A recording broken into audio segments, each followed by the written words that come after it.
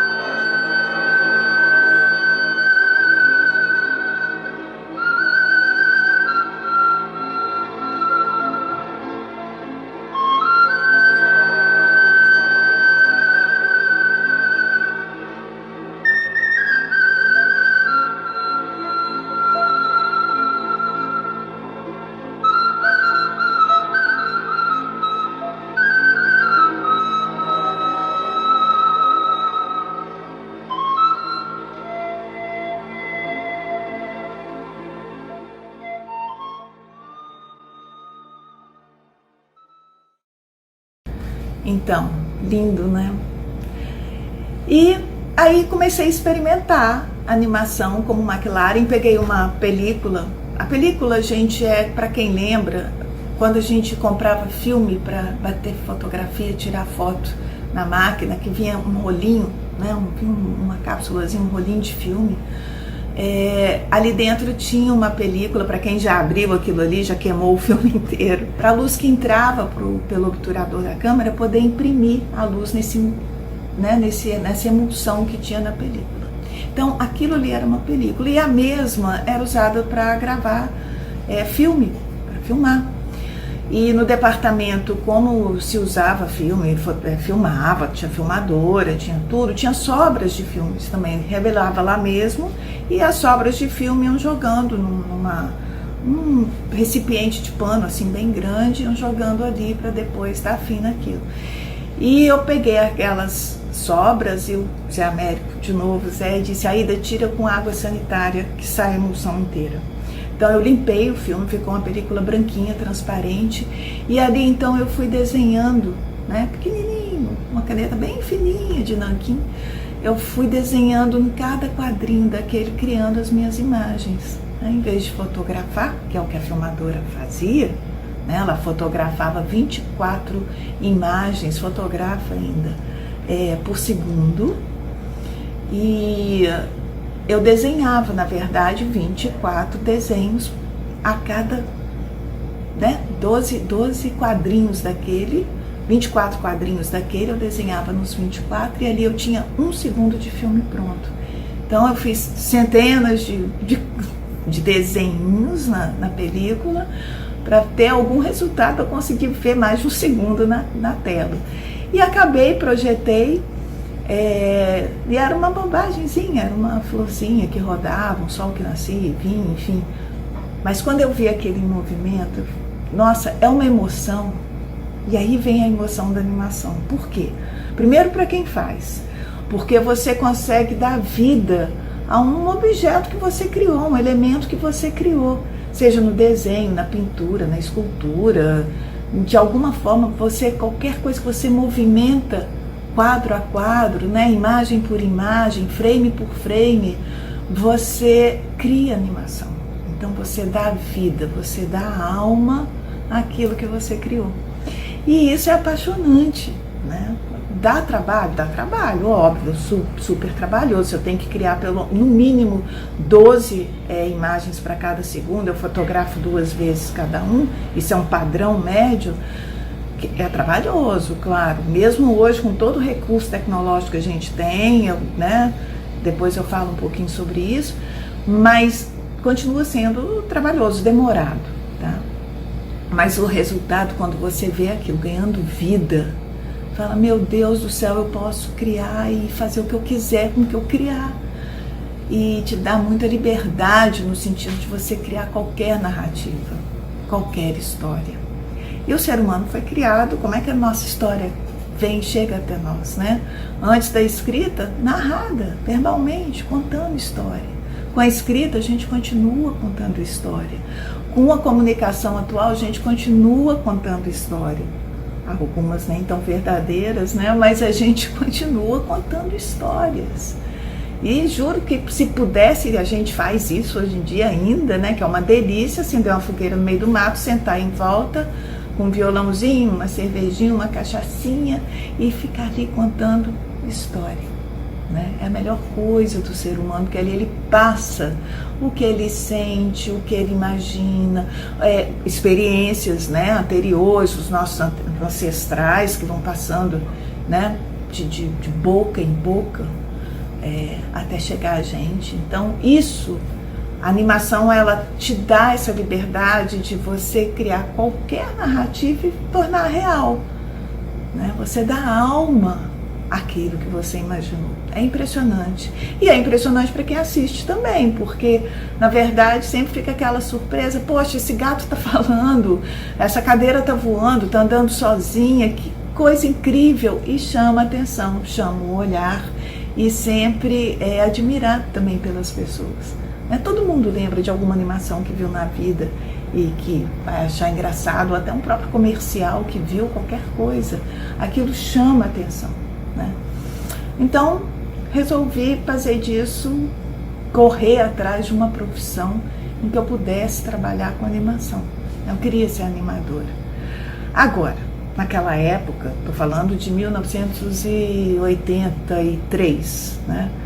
Era impossível para a gente aqui no Brasil, praticamente impossível. Por quê? A animação era uma coisa muito cara, fazer, na verdade, principalmente no estilo Disney. Você tinha que ter material importado, acetato importado, o negativo da película, né? A película negativo era importado, tudo era muito caro, caríssimo, inviável pra gente em dólar. Imagina hoje o dólar a R$6, você está aí comprando todo o material em dólar para trabalhar, impossível. Né? E de esperar importar, saber onde que comprava, porque não era pedir pela internet, não. Você tinha que descobrir o lugar, escrever, esperar, pedir, rezar para chegar. Né? Então, só quem tinha grana mesmo, ou seja, era dificílimo. A única coisa em animação no Brasil que realmente ainda tinha uma continuidade e funcionava era a publicidade. Principalmente em São Paulo, antes tinha no Rio também bastante, mas foi migrando para São Paulo, como toda a indústria, e a publicidade em São Paulo então fazia bastante animação, e animações maravilhosas, grandes nomes como Valbercy Camargo, Luiz Briquet. Essas pessoas faziam e fazem no Valbercy até hoje animações lindas, né? Mas tinha que ter dinheiro, e dinheiro estava na publicidade. Então, filme de autor, filme de arte, experimentos, aprendizado, escolas, não existia. Ou um ia ensinando para o outro, eram todos autodidatas, ou ia lá para fora e trabalhava lá fora, fazia algum curso e ia aprender. Mas aqui pra gente era impossível. Não tinha livro sobre animação, nem em outro idioma, sem ser português. Na própria biblioteca da Belas Artes não tinha, era difícil você ter acesso. Então, como que eu ia aprender? De que maneira, né, que eu ia aprender? De novo, o Zé Américo falou: Aida, tudo que eu sei que você tem que desenhar a cada frame. Senta aí e desenha. Fez uma mesinha de luz para mim na carpintaria, na marcenaria da UFMG, pediu para fazer uma mesinha de luz, pequenininha, era um caixotinho com um vidro e luz por dentro, e falou: senta aí lá no departamento, perto da truca, que era a câmerazinha de filmar a película, 16mm, ele falou: senta aí, vai fazendo, faz aí. Eu falei: então tá, e fui fazendo. Comprei papel manteiga, que era transparente, cortei as folhas, e lá eu ia fazendo um bonequinho meio tronchinho, mas que cada desenho eu fazia ele mexendo, enfim, numa pose diferente, para depois então filmar, bater cada foto daqueles desenhos, enfim, mandar para o laboratório. Era o mesmo processo da fotografia, da nossa máquina fotográfica. A gente manda, depois que você tirava todas as fotos do seu desenho, dos seus desenhos, mandava para um laboratório que só tinha aqui no Rio, isso ainda estava em BH. Você mandava para a Líder aqui no Rio, esperava revelar, aí eles faziam uma cópia positiva, que a gente chamava de copião, mandava para você, e você então colocava no projetor ou na moviola. Moviola era onde a gente editava filme, cortava, emendava, era uma delícia.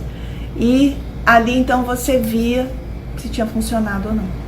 Se tivesse funcionado, nossa, que sorte, que maravilha, você pedia a cópia definitiva, gravava som, mandava para eles na fita magnética que a gente gravava, mandava para o laboratório, ali eles colocavam, faziam o negativo desse seu som, colavam com o negativo do seu filme, faziam uma cópia positiva e te mandavam.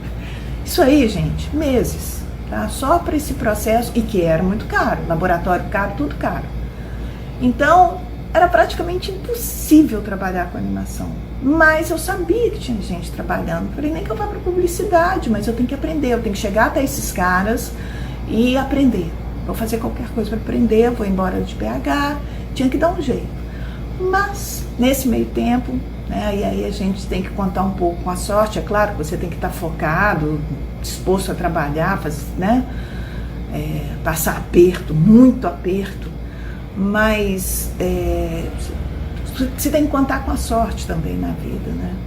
Então eu tive sorte de ter nascido numa família onde eu pude comer, estudar, né, ter saúde, educação, pude cursar uma universidade pública, né, o que me garantiu, porque aí eu não teria como pagar se fosse particular na época. E a própria universidade te dava muita ajuda, no sentido assim, você podia fazer monitoria, você tinha bolsas. Eu trabalhei muito tempo com a Mendes Pimentel, que era uma instituição dentro da própria universidade que ajudava os alunos, assim, você trabalhava 4 horas ajudando secretária, ajudando nas escolas, em outras escolas, em outras unidades da Federal, e você recebia aí meio salário mínimo. Tudo bem, mas era uma forma de manter, enfim. Mas eu consegui, assim, de certa forma, é uma sorte você chegar até aí, e mais sorte ainda quando o universo conspira a seu favor. Então, quando eu estava já nesse desespero, pensando para onde que eu vou, o que que eu vou fazer, eu preciso aprender, eu vou para São Paulo, vou para a USP, tentar fazer um mestrado, eu tenho que aprender animação. O National Film Board, junto com a Embrafilme, a extinta Embrafilme na época, em 1985, fizeram um acordo, o governo Brasil e Canadá fizeram um acordo, o Canadá vendeu um satélite para o Brasil, e junto com esse satélite mandou uma série de brindes. E o Calil, que era o diretor da Embrafilme na época, viu que o Marcos Magalhães, que já estava animando, o Marcos era aqui do Rio, e tinha ganho um prêmio especial no Festival de Cannes. Então o Calil chamou o Marcos, eu não sei exatamente como se encontraram, mas resolveram fazer esse projeto que era criar no Brasil um núcleo de animação aos moldes do National Film Board, né? Então, através aí já de governo com governo, foi conversado e decidiu-se então que o National Film Board ajudaria na criação desse núcleo, mandando equipar o governo canadense, né, justo assim, através do National Film Board, mandou equipamento de última geração, todo o material artístico, todo o aparelho que precisava na animação, que poderia ajudar na animação, coisas muito caras, assim, disco de animação que a gente encaixava na mesa, furador de papel que só existia importado, enfim. Muito material, muito acetato, material artístico mesmo, tinta, lápis de cor, lápis de desenho, tudo de lá do Canadá, que era maravilhoso, né? Era um material maravilhoso. Mandaram mesmo assim, uma quantidade volumosa, e montaram equipamentos, né, necessários para você fazer animação, enfim. E o Brasil entrou com a infraestrutura, que foi o espaço na Avenida Brasil, onde ainda funciona o CTAV, Centro Técnico Audiovisual.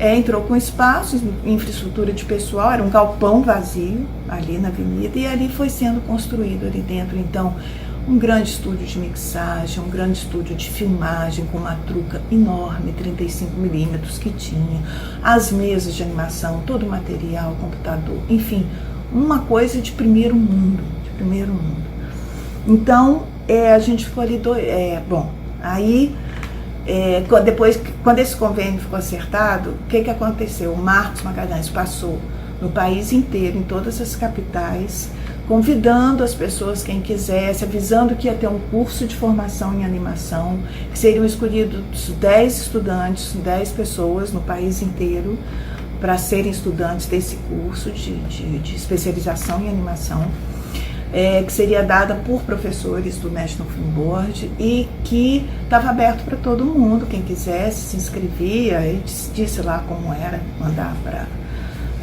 se inscrever através do Embrafilme. No dia seguinte, o Marcos foi até a Belas Artes, eu estava lá, eu mostrei meu trabalho para ele ficou com os professores, conversando bastante, mas viu, né, eu projetei o tal filminho lá que eu tinha feito na película, ele viu, e mais tarde, então, aí fiz a inscrição, fui lá na Embrafilme, mandei o material que eles pediram, um storyboard, currículo, enfim, respondi tudo que tinha que fazer direitinho, mandei, né? A gente não pode deixar a oportunidade passar. E alguns meses depois, então, veio a resposta de que eu tinha sido selecionada. Esses professores que vieram do Canadá selecionaram as pessoas e fomos 10, então, escolhidos para vir para o Rio e estudar, se especializar durante 9 meses. Tá? O curso, a princípio, seria de 9 meses. Mas, na verdade, ele tinha uma segunda etapa, que era de mais um ano, para 5 desses 10. Eles escolheriam 5 e esses 5, então, ficariam mais um ano estudando. E eu participei das 2 fases. E no primeiro momento, nesse primeiro curso, vim para o Rio, claro, estou aqui até hoje, né, desde 1985. E aí a gente fez, cada um, isso é muito legal, né, aqui no Brasil, porque a gente, quando tem uma oportunidade, pega com unha e dente, né. Na verdade, esses 9 meses era só para a gente começar a aprender animação, os primeiros exercícios, uma coisa bem simples, bem básica, e o resultado do curso, na verdade, que era para ser só de exercícios, cada um desses alunos fez um curta-metragem. Porque se a gente sabia que ou fazia alguma coisa ali, ou dificilmente teria outra oportunidade. Aí a gente combinou, assim, cada um vai fazer um curta. De qualquer jeito, contar qualquer história, experimentar, ver todo o processo, né? Desde a concepção, da criação da sua ideia, para trazê-la para o papel, para depois animar, para depois finalizar, gravar, filmar, esperar revelar, editar. Então, aprender todo o processo da produção de um filme de animação. E foi isso que a gente fez. Então agora eu vou passar esse exercício, esse filme, né? Na verdade foi um filme, o primeiro filme que eu fiz como animadora, né? Que foi dentro desse curso do National Film Board. E só uma curiosidade, ele foi todo feito com lápis de cor num papel preto. Tá? Então assim, porque eu pensei qual que é a forma mais barata, o que eu vou conseguir comprar quando esse curso acabar para eu poder animar? Lápis de cor e papel eu consigo, então é isso aí. Vamos ver esse filme, aí depois a gente volta no papo.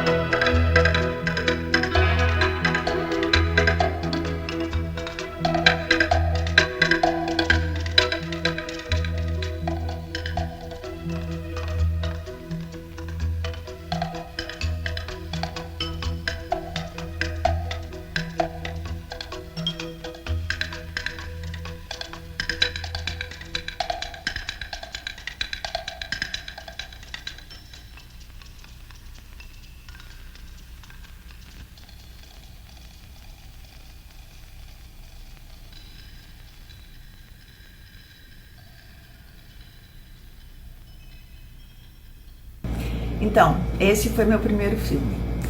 E ali depois então a gente fez mais um filme coletivo na segunda fase do curso.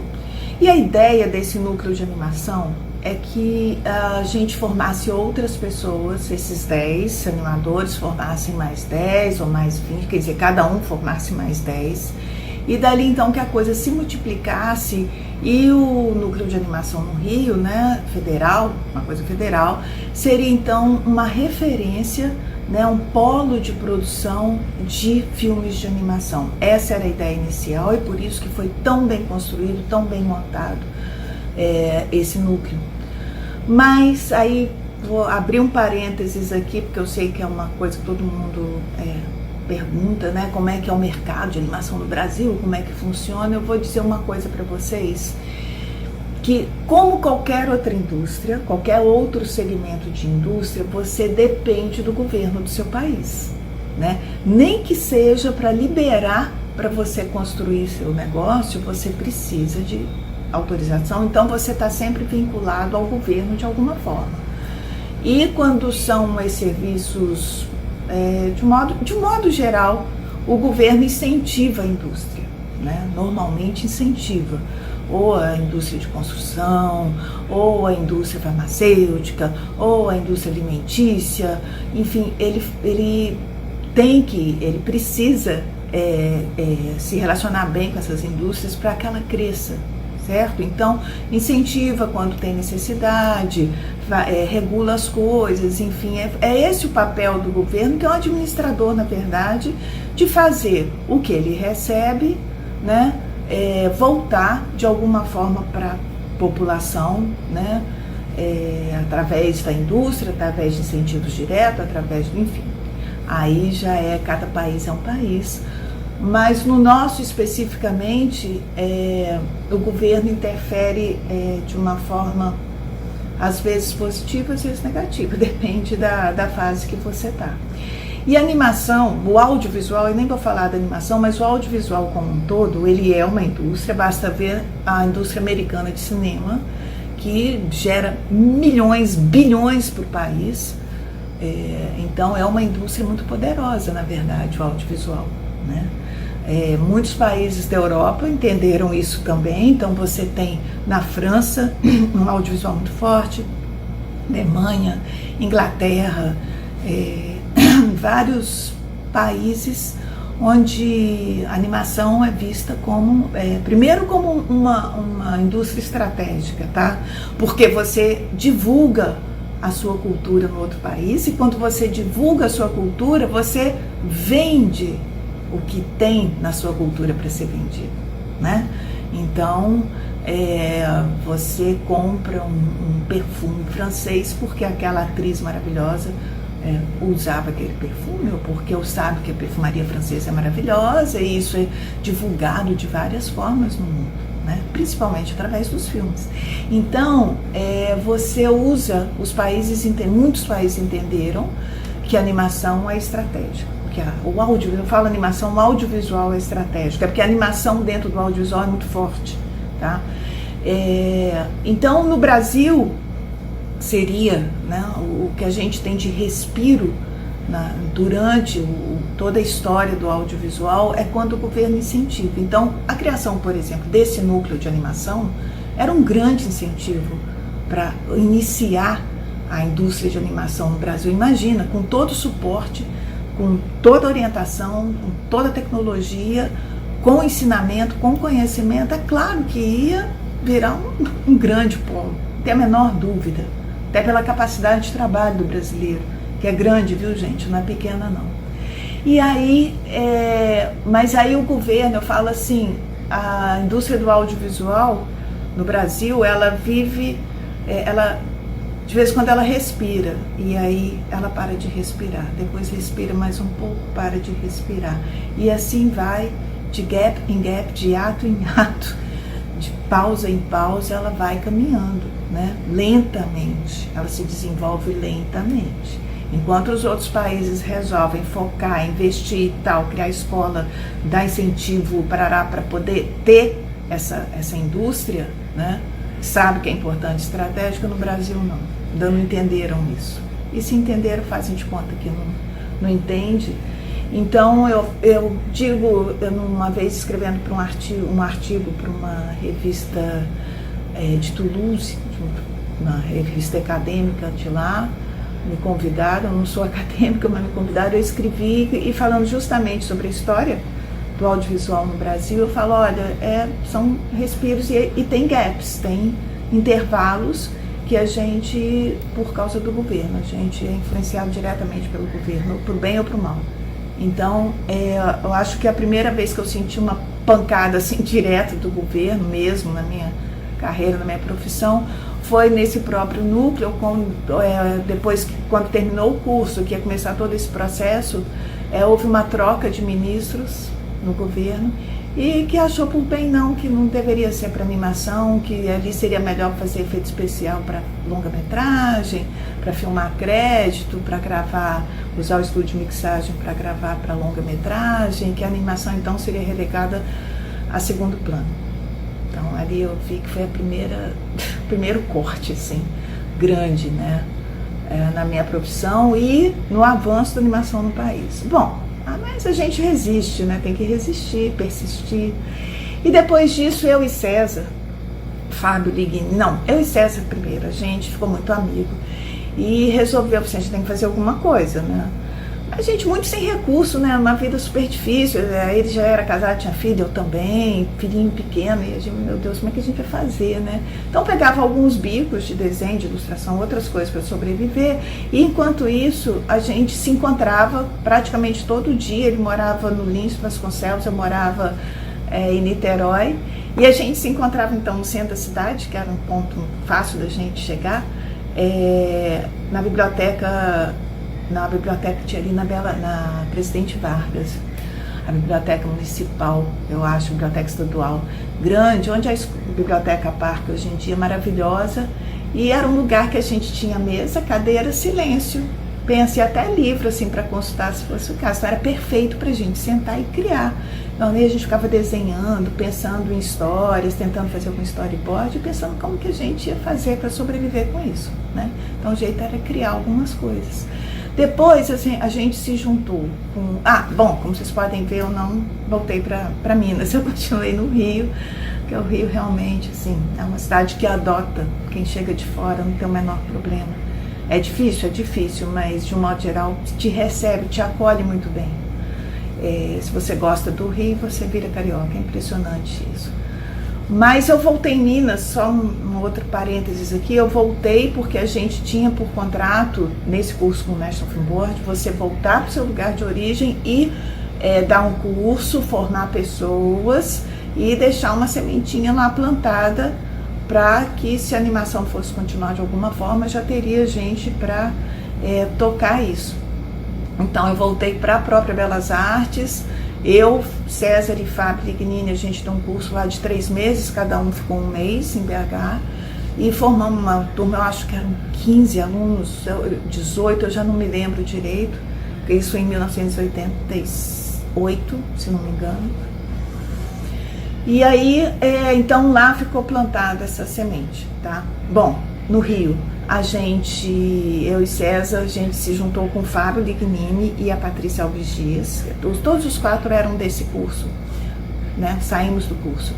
E o Fábio tinha uma salinha do avô dele na Prado Júnior, em Copacabana. Uma salinha pequenininha, e a gente foi para lá e criou então a Campo 4. Tá? Campo era o enquadramento, né, o tamanho do enquadramento que você usava para filmar nos seus desenhos, e 4 que eram os 4. Bom, agora somos só Campo 2 há muitos anos, porque logo em seguida o Fábio foi para a Universal trabalhar com Don Bluth, na Inglaterra, em Londres. Era um estúdio grande, né, de animação que tinha em Londres. A Patrícia foi trabalhar em outras produções, e aí ficamos eu e César, né? Virou Campo 2, mas na verdade a gente manteve o nome de Campo 4. E a partir dali, então, com muita dificuldade, a gente conseguiu até hoje, né? A gente trabalha e vive de animação, né? Mas por que eu falo muita dificuldade? Porque pensa, a gente estava trabalhando com uma coisa, que ninguém sabia o que era. Você falava animação, as pessoas davam animação, você é animador de quê? De festa? Não, gente, aí a gente explicava. Mas não era uma coisa que as pessoas conheciam, os clientes, ou ninguém te encomendava uma animação. Mas, de novo, às vezes o universo conspira a seu favor. Depois é contra, depois é a favor. E assim a gente vai levando a vida, né? Mas conspirou a favor de novo. E alguém de alguma produtora aqui no Rio, não sei como, viu o meu desenho, o Noturno, que vocês assistiram, em algum lugar e resolveu descobrir quem era, veio atrás da gente para participar de uma série para a Copa, na época, para a Copa do Mundo, que era uma encomenda da Itália, que seria uma série, um documentário, uma série histórica sobre o futebol, sobre a história do futebol. Então eram 12 episódios de, acho que 15 minutos, 20 minutos cada um, e cada um deles teria 1 minuto de animação para ilustrar parte da história que não tem como reconstruir. E eles queriam naquela técnica que eles viram no Noturno, que acharam linda, que era o lápis de cor sobre o papel preto. Mas aí era lápis de cor, basicamente. A gente então ficou super feliz, eles contrataram a gente, eu e César fizemos o primeiro episódio, desenvolvendo todo o storyboard, a história, tudo. Animamos, filmamos, entregamos. E foi maravilhoso, porque com esse dinheiro aí, desse primeiro episódio, eram 12, ainda tinham mais 11, teriam mais 11. E o dinheiro vinha da Itália, então era maravilhoso, né? Foi uma sorte. Aí a gente comprou ar-condicionado, máquina de escrever elétrica, olha só, telefone, que eram coisas caríssimas na época para começar a montar o estúdio, né? Material e tudo, para ficar mais confortável e começar a te dar recurso mesmo para animar melhor, enfim, com mais condições. E pagamos, nós dois recebemos também, gente super feliz, e gente, não durou um mês, aí vem de novo, que eu falo, a interferência do governo direto. Dessa vez não só para animação, mas para o país inteiro, porque aí Collor foi eleito e pegou o dinheiro de todo mundo, né? Então, inclusive dos italianos, ou seja, foi um horror, quebradeira geral. É claro que o trabalho foi suspenso, voltamos eu e César para Estaca Zero. Mas aí a gente começou a produzir, fizemos um filme com dinheiro alemão, um filme institucional institucional não, mas um filme sobre reciclagem de lixo. A Christina Koenig, que era uma alemã que estava aqui fazendo uma especialização na USP, na UF, ela quis desenvolver esse filme, ela fez o roteiro, o pré-roteiro, a sinopse, né, do filme, e conseguiu dinheiro na Alemanha, no Instituto Estatal, né, alemão. E aí foi o que segurou a gente um tempo, e a partir daí a gente começou a fazer pequenos trabalhos, e com o tempo foi melhorando, foi ficando mais conhecido, devagarinho, bem devagarinho. E hoje a gente está aqui trabalhando e fazendo tudo que a tecnologia nos permite, que o tempo nos permite, que o governo nos permite. Mas, então agora eu vou passar o portfólio da Campo 4 para vocês verem o que a gente faz aqui.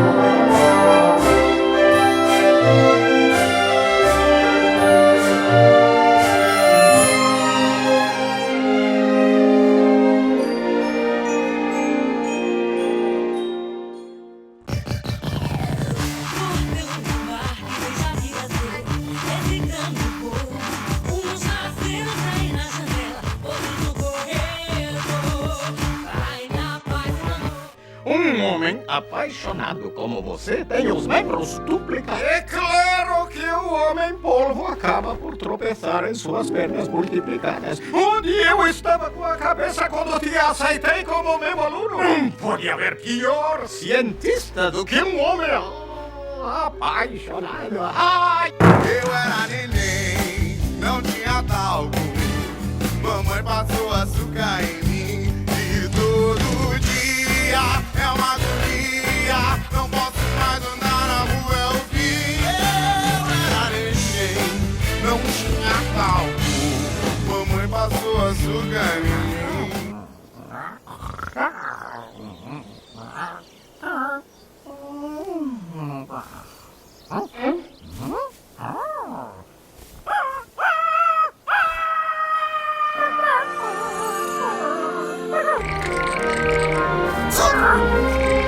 Um monte de formiguinhas levando folha pra casinha dela.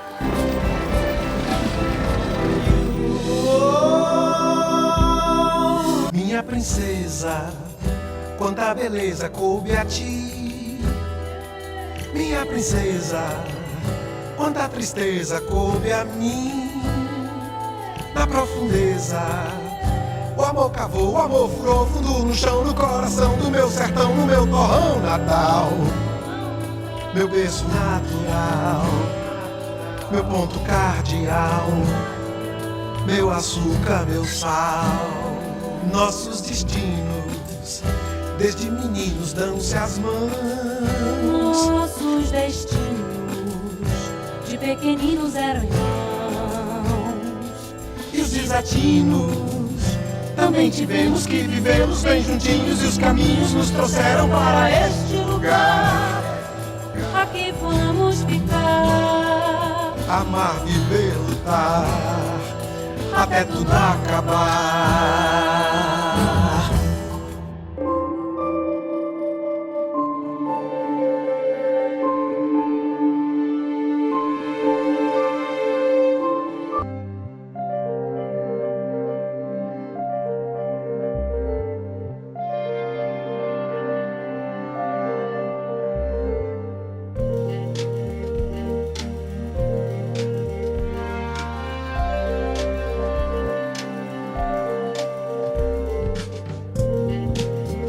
Fico de longe esperando a hora em que vou te ver.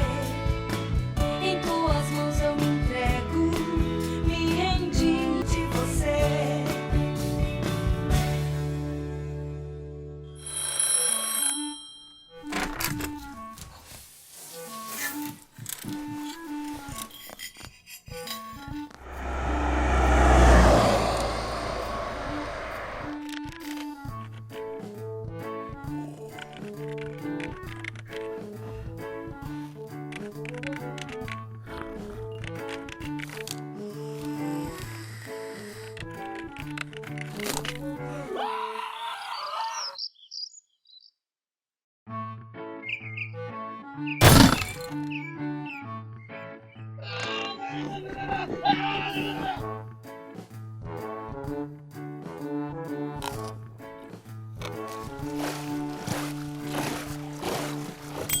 Beija-me.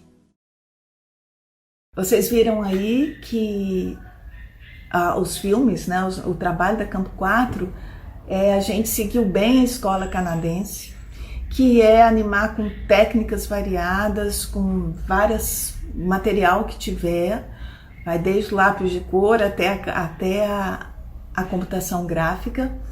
E é interessante a gente falar isso porque quando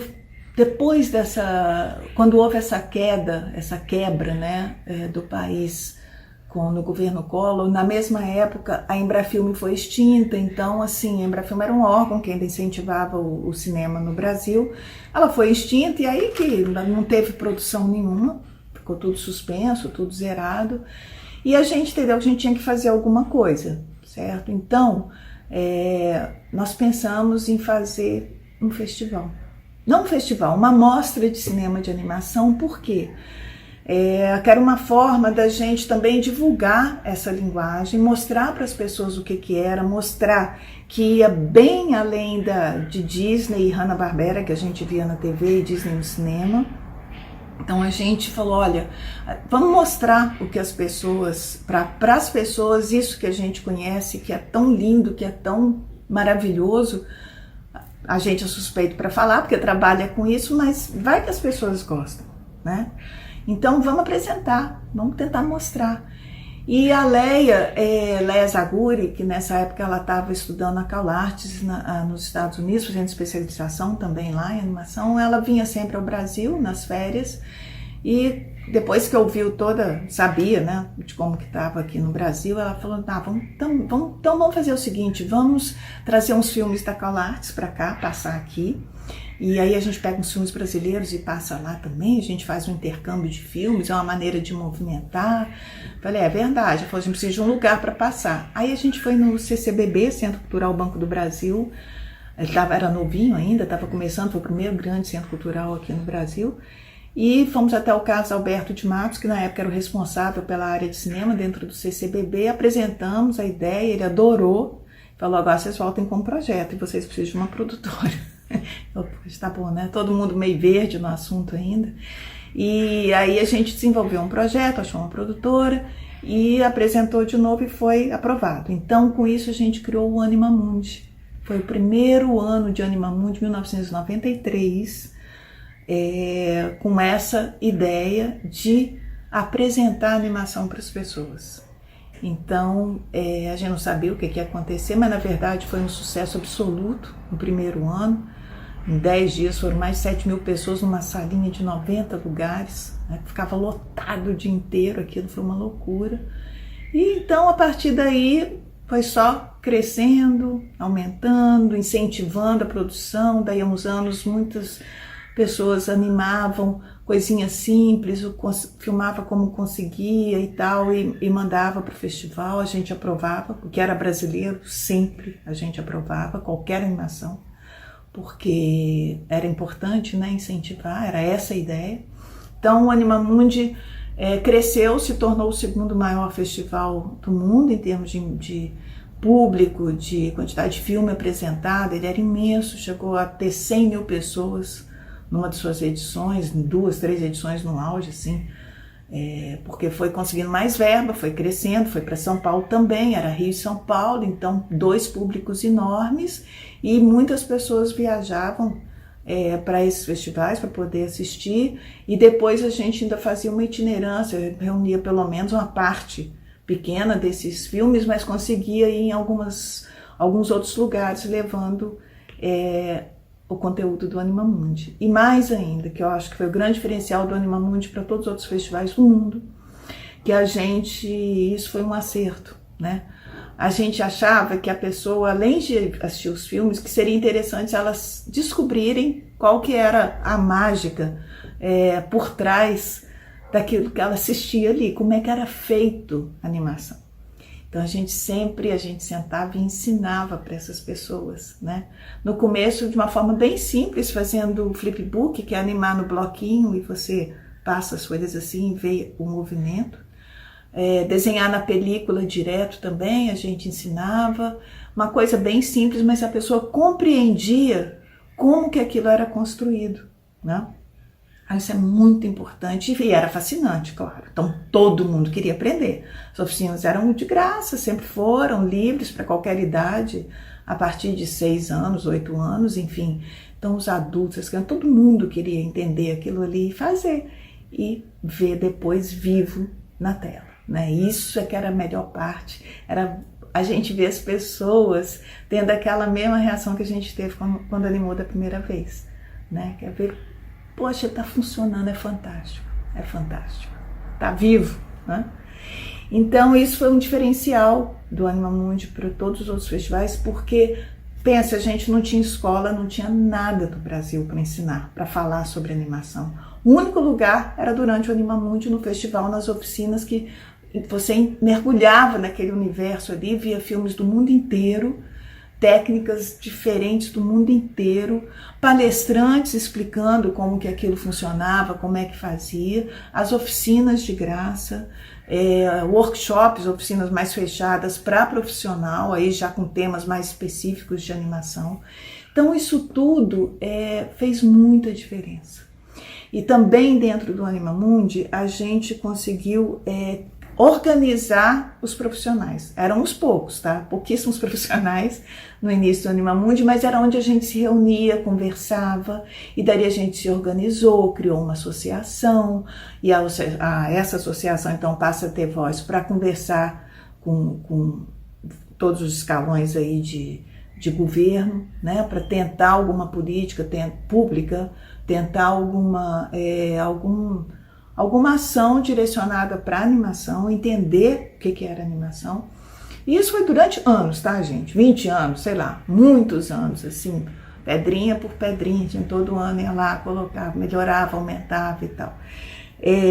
Até que a gente começou então a fazer um fórum, que era um fórum de discussões, né? Um fórum de discussão dentro do Animamundi, e que chamava os profissionais, era aberto para os profissionais, estudantes, quem quisesse participar, e trazia profissionais de fora, de mercado, para explicando como é que funciona o mercado.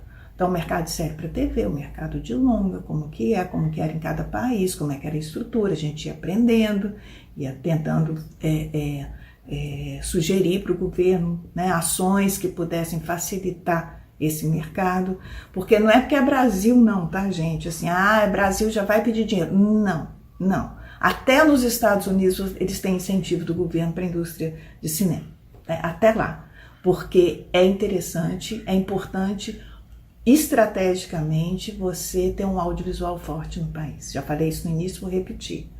Então, na verdade, a gente queria falar isso para o governo, tá? E assim a gente fez durante anos, tentando de todas as formas que vocês podem imaginar, até que durante esses fóruns as pessoas foram apresentando os seus trabalhos, mostrando as dificuldades e tal, e teve os produtores, os criadores do Peixonauta, né? Aí vocês vão saber, a Célia e o Kiko, Célia Catunda e Kiko Mistrorico, da TV Pinguim em São Paulo. Eles tinham um projeto há anos de fazer essa série, anos. E tentava patrocínio, tentava ir na indústria de brinquedo, tentava em tudo quanto é lugar, não conseguiam nada. Por fim, conseguiram realizar, e eu não sei se foi em convênio com o Canadá, eu já não me lembro mais, eles vão poder falar isso melhor do que eu, mas eu sei que conseguiram fazer a primeira temporada do Peixonauta, pela Nickelodeon, se não me engano, pelo canal. E aí, o que aconteceu? Uma semana depois, estava no topo de audiência na América Latina inteira. Bom, isso aí já foi um bom sinal. Os olhares mudam, né, quando é assim. E a partir daí, então, várias políticas públicas, de governo e tal, para incentivar, né, através de editais, através de uma série de coisas, de leis que ajudassem na produção de série, principalmente.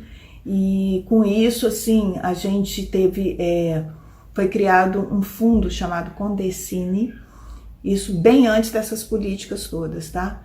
Que todo produtor, todo exibidor, todo veiculador de cinema, de filmes, de conteúdo de audiovisual, tinha que depositar uma taxa cada vez que um trabalho seu fosse exibido. Cada vez não, se ele chegasse a ser exibido, você tinha primeiro que cadastrar ele na Ancine e pagar uma taxa para esse fundo chamado Condecine. Para que era esse fundo? No começo a gente fica meio assim, fala, pronto, lá vai mais dinheiro, mas não. Durante muitos anos, esse fundo, ele voltava para a própria classe, para esse segmento do mercado, né, que era a animação, para incentivar a produção. E não só a produção, mas como a cadeia inteira, né? Então era assim, em tal lugar não tem nenhuma sala de cinema. Deveria ter, porque o público lá é grande, a população é grande. Aí parte desse dinheiro ia lá e construía a sala. Fazia contratos com terceiros, né? Aí já com a iniciativa privada, e conseguia construir a sala. Vamos fazer edital porque para tal lugar que lá a produção tem que ser incentivada. Vamos ver como que faz para criar uma produtora, o que você pode dar de incentivo, como é que você dá um incentivo para uma criação de série, para uma produção de série, enfim. Várias ações, várias políticas públicas direcionadas para esse segmento do mercado. Então, pegava esse fundo que a gente mesmo paga e devolvia em termos de ações para incrementar esse mercado. E deu certo. Deu certo. Em alguns anos, o Brasil começou a exportar as séries de animação.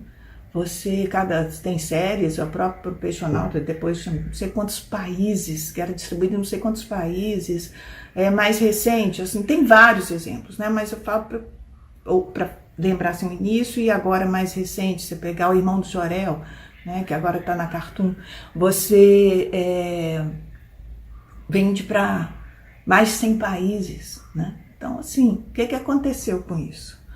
Enquanto de 2016 para cá, a nossa indústria toda, de um modo geral no Brasil, né, começou a ter uma queda grande até hoje, mas a do audiovisual fez o contrário. Enquanto a indústria, de um modo geral, estava numa linha descendente, o audiovisual estava crescendo, né? Porque tinha esse fundo que a gente mesmo pagava, voltava, o governo que gerencia, porque você não pode criar um fundo para política pública e ser particular, isso passa a ser do governo. E aí, claro que a indústria estava crescendo, porque a exportação era grande, porque as coproduções com outros países começaram a bombar, assim, para tudo quanto é lugar, para tudo quanto é formato, inclusive para longa-metragem, começou a ter uma produção de longa enorme, coisa que a gente não tinha no Brasil, que era a produção de longa-metragem de animação. Teve Sinfonia Amazônica no século passado, depois no final do século começou a ter uma iniciativa de alguém muito corajoso ou outro, mas assim, não tinha essa tradição. E aí começou a ter, né? Tanto que um deles chegou a ser indicado para o Oscar, chegou a ser finalista na indicação do Oscar, que foi O Menino e o Mundo, do Ale Abreu. Né? Tava lá entre os 5 concorrentes, nunca aconteceu no Brasil, nunca. Então isso é resultado do incentivo de políticas públicas para o setor, né? Você tem uma indústria que ela passa a bombar, não tem como não. Se há uma indústria que depende de criatividade, bom, brasileiro tem que ser criativo, todo mundo fala e é verdade. Capacidade de trabalho é enorme, faz tribo coração, com pouco dinheiro se vira, vai, faz, tal. Então é claro que quando você tem condições favoráveis para isso, você está recebendo, você está tendo, né, tá sendo pago, você tem instrumentos para isso, você tem equipamento, é claro que vai dar certo, né? Então foi isso que aconteceu com o mercado no Brasil. Muitas produtoras abriram, as escolas começaram a existir. Então, voltando lá naquela sementinha lá da UFMG, que quando a gente foi lá dar o curso, mais tarde, alguns anos depois, criou-se o primeiro curso de graduação de animação no Brasil. Agora eu acho que tem 12 anos já essa escola, esse curso, na Belas Artes, ele é ligado a Belas Artes, mas você pode se graduar em animação. Então, começaram a ter estudantes, e como ela, tem outras, tá? Tem outras iniciativas, tem cursos, às vezes a especialização, pode não ser a graduação completa, mas você consegue se especializar em animação. Começaram a ter escolas a nível técnico, a nível de graduação, especializações, começaram a formar pessoas, porque houve essa demanda. Uma vez que você tem uma produção grande, começou a aumentar as produtoras, precisou de gente. Então, toma estudante, né? Tem que ter gente se formando, além da formação pessoa a pessoa. Os autodidatas aí continuaram, isso aí não para, né? Então, estava num momento muito bom para o audiovisual como um todo, e para animação então nem se fala, porque ela, dentro do audiovisual, é um segmento que vai só acima, direção acima, porque é muito ligado à tecnologia. Então, quanto mais a tecnologia desenvolve, mais a animação vai junto. Então, se antes eu desenhava numa mesa de luz, hoje eu desenho num tablet direto com a canetinha, tá? Que é minha mesa de luz, eu desenho direto ali, né? E uso aquilo ali como meu papel, Se eu errei, a diferença é que em vez de pegar o papel, embolar e jogar fora, eu aperto, né, o delete, limpa tudo e eu consigo refazer. É muito rápido, né, com muito recurso. Então, hoje em dia é completamente diferente. É claro que a produção, então, ia crescer, né, ia dar certo. Estava dando. Vai dar, vai voltar a dar.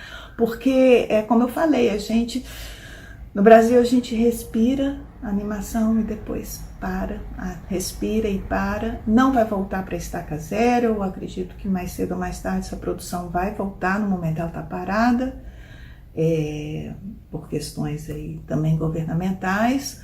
Mas quando voltar, e aí falando um pouquinho de esperança, assim, quando voltar, não vai voltar para a estaca zero. Tá? É claro que a gente perde na corrida, porque os outros países não pararam. Estão lá produzindo, principalmente animação, que é uma coisa que não é igual ao cinema. Eu não dependo de atores, de set de filmagem, de marcar produção, não sei onde, não dependo nada disso. Eu posso animar aqui no meu estúdio, quietinha, e mandar a minha parte para o Canadá, para a Austrália, para onde eu quiser, se alguém me encomendar, né? Para São Paulo, eu posso trabalhar daqui. A animação tem isso, né? Você necessariamente não precisa estar ali no set de filmagem. Então, com essa pandemia, do ano passado para cá, os países não pararam de produzir animação, eles continuam. E a corrida é grande, porque sabe da importância desse mercado e de você utilizar a animação, inclusive porque ela é muito fácil de se adaptar. Como a gente trabalha, lembra? Quadro por quadro e tudo, eu posso fazer uma animação pequenininha, um gifzinho para o celular, como posso fazer uma longa-metragem, computação gráfica, carésima, né? Eu tenho aí um universo enorme entre fazer um gif para o celular e uma longa-metragem caríssimo, né? Então, tem trabalho. Né? Existe mercado. Agora com as redes, você necessariamente, às vezes você pode jogar na própria rede, divulgar ali, né? Nos canais, enfim, tudo mudou, tudo está mudando, né? Vai para canais de streaming, aí isso é um lado bom e os países sabem disso, né? Os canais sabem disso, mas aqui a gente nesse momento está parado. O que eu digo, fiquem de pé, esperem, porque vai passar, de novo vai passar, a gente não vai voltar para a estaca zero, muitos já sabem, já trabalham, estão aí tentando, e quando tiverem as oportunidades de novo, a gente vai cair dentro e produzir como nunca, porque está tudo reprimido, assim, a gente louco para trabalhar, para fazer. Então, assim, não desistam, né? É o que eu posso falar. Bom, vamos ver mais alguns trabalhos de um projeto muito legal, muito bonito, que eu estou amando fazer, que chama Mulheres Fantásticas. É uma série que passa no programa Fantástico da Rede Globo. Não é o tempo todo, porque a produção não é assim, né? A gente não consegue produzir para todas as semanas, mas foi um projeto criado por redatoras, por um grupo de redatoras da própria Globo, mulheres, que queriam fazer um projeto que mostrasse as mulheres, o trabalho das mulheres, o que elas já criaram, o que elas fazem, a capacidade dela de trabalho, de criação, dentro da ciência, dentro das artes, dentro de qualquer atividade, né? E que por várias questões, né, históricas, elas foram apagadas de certa forma, ou não foram devidamente, não teve seu trabalho devidamente valorizado para o público, né? Para todo mundo. A gente não sabe, eu não sabia de várias delas. Então, e esse projeto deveria ser feito só por mulheres. Por quê? Também para mostrar que em todos os níveis de produção, né, de um produto de audiovisual, tem mulheres capacitadas para produzirem, para executarem. Então vai desde a parte mais técnica, que é som, mixagem, filmagem, tudo, né? Essa parte mesmo da prática ali, da execução, ocupado por mulheres, como na parte de produção, a parte de direção, a parte de concepção, tudo por mulheres. E a ideia era fazer, a não ser, gente, quando não tem ninguém ocupando aquele cargo, só homem, aí realmente não tem milagre. Mas o interessante era, então, um projeto da própria empresa, da própria Rede Globo, a própria emissora, para ser feito com funcionários, com as pessoas contratadas, com os contratados da emissora, né? Essa era a ideia, porque aí você já tem o trabalho ali, era só uma questão mesmo de administrar. Mas a parte de animação era difícil, porque a produção de 1 minuto para cada episódio é muita coisa, e teria que ser feito por mulheres, e não tem, né? Não tem nenhuma empresa que tenha um núcleo só de mulheres fazendo animação, é difícil. Acho que não existe isso. Então, elas me convidaram, me chamaram para que eu tocasse essa parte de animação. E o que eu tenho feito a cada episódio, elas me entregam texto, né? As redatoras fazem um texto de determinada personagem. Esse texto eu desenvolvo ele, eu faço a decupagem dele, eu roteirizo ele para animação, faço o storyboard, faço o animatic, quando já está amarrado, aprovado, eu convido uma animadora, né?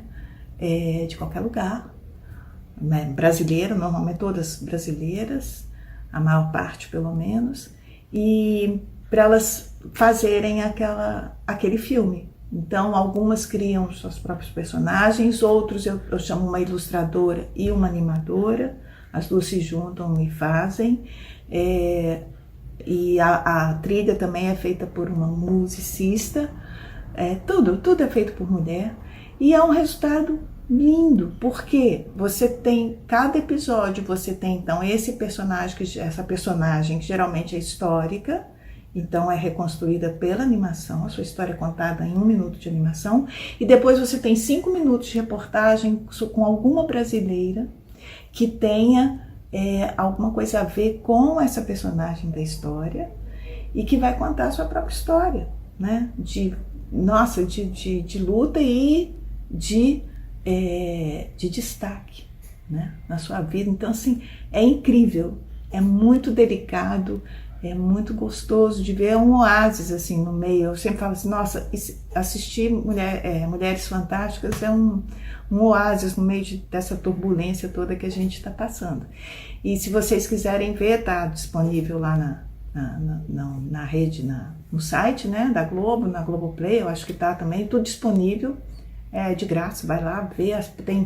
Já temos tem 17 episódios lá, que já está na 3ª temporada, acabando a 3ª temporada. Era para ser só uma, mas ficou tão bom, tão legal, tão certo que continuou. Então tem quase 3 temporadas lá. É legal de ver, mas eu vou passar algumas aqui e vou mostrar todo esse processo também, tá? Do texto e do que foi o storyboard, do que é o animatic e depois o filme pronto, tá? Não é ele finalizado totalmente, porque isso fica com a Globo, mas eu tenho aqui ainda a última cópia minha, que eu vou mostrar para vocês como que é feito, tá? E aí eu volto aqui só pra gente dar um tchau. Era uma vez uma menina negra chamada Dandara. Ela nasceu livre, mas desde criança se uniu aos quilombolas para lutar contra a escravidão. Quando cresceu, se casou com Zumbi e, por sua força e coragem, se tornou a líder do Quilombo dos Palmares, lá na Serra da Barriga. Dandara não descansava. Então, gente, isso aqui é o animatic, tá? Vou passar para vocês. Eu pego os desenhos do storyboard, os desenhos que eu criei para cada cena, e faço uma sequência de filme com eles na duração que o filme vai ter, tá? Então são rascunhos ainda, mas já dá para ver o movimento. E a partir daqui, então, a animadora, a ilustradora, quem for fazer as artes, enfim, começam a trabalhar para substituir as cenas nesse animatic. Era uma vez uma menina negra chamada Dandara. Ela nasceu livre, mas desde criança se uniu aos quilombolas para lutar contra a escravidão. Cresceu e se casou com Zumbi. E por sua força e coragem, se tornou a líder do Quilombo dos Palmares, lá na Serra da Barriga. Dandara não descansava e parecia até se multiplicar. Caçava, lutava capoeira, traçava estratégias de defesa e treinava todos para o ataque. Seu nome era sinônimo de luta e ela era tão corajosa que tomou a frente e guerreou para defender o seu grupo. Mas os ataques que cercavam o quilombo foram aumentando. A coroa portuguesa tentou até fazer um acordo de paz, mas o acordo dava liberdade só para alguns escravizados. Dandara disse não. Ela queria a liberdade de todos e continuou a batalha. Encurralada pelo exército português, ela não se rendeu e, como uma heroína, lutou pela liberdade até a morte. Virou lenda, mas seus ideais e sua voz ainda ecoam. Dandara são muitas. Resista como uma garota. É isso. Eu agradeço muito aí a atenção de vocês, o convite do Animage para eu poder vir aqui falar da coisa que eu mais gosto de falar, que é a animação. E espero que vocês tenham gostado. Sabe, a gente se encontra aí breve, né, para mais um bate-papo sobre animação, tá? Então, vamos em frente. Tchau.